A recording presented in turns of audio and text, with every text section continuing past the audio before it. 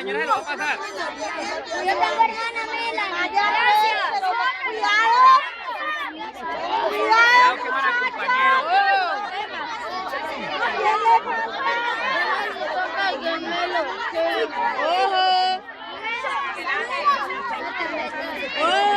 Los chuzos.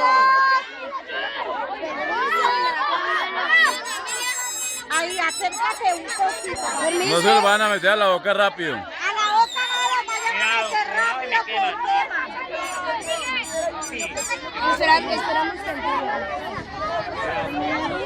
Háganlo a un lado.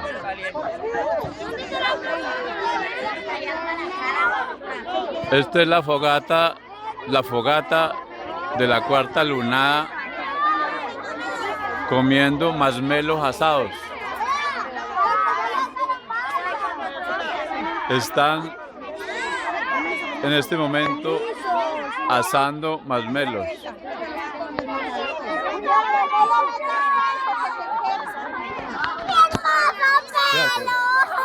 Sí, hermoso. A ver, mucho cuidado, no me vayan a quemar.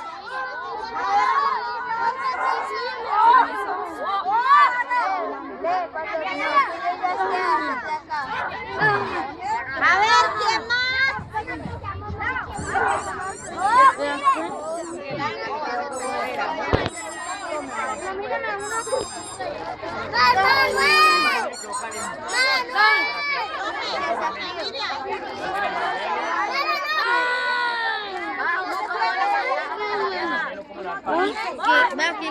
Está rico, ¿Lo quemo?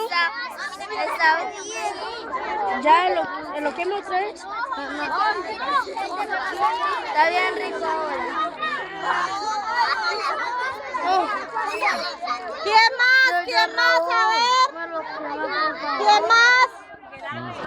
Oh my God. ¿Quién más quiere? Yo, profesora.